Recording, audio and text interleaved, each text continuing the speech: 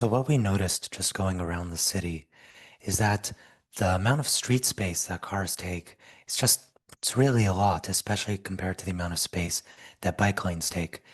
And there was a lot of controversy around bike lanes, adding BIXI stations or other micromobility sharing stations.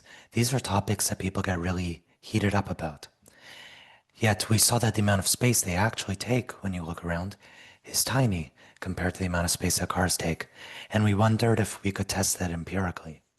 So what we did is we took a data set that's been prepared by the city of Montreal that has the street space for most types of transport infrastructures in the city. And we combined it with some other data sets we found. We also actually went out with a physical tape measure and measured things like BIXI stations. And we compiled all that data together until we knew for each street in Montreal how much space is taken by different types of transport infrastructures.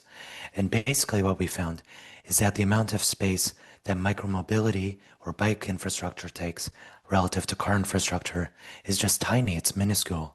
So by the numbers, only 2.3% of street space in Montreal is taken by bike lanes relative to car infrastructure, which is 97.68% of street space.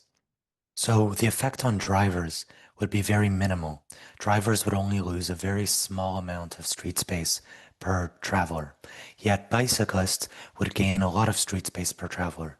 So when you add bike infrastructure, you have a disproportionately higher benefit to cyclists relative to the harm caused to drivers. So drivers wouldn't lose out on much.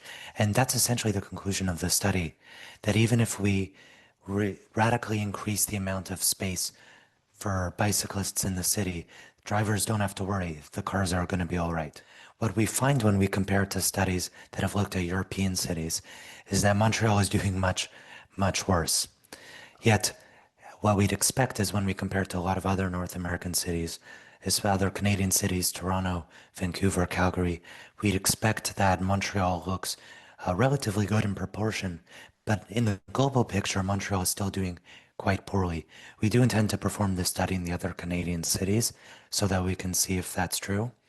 But certainly from the amount of street space and the amount of policy attention that Montreal has dedicated relative to other Canadian cities, the Canadian cities in general have a lot of catching up to do.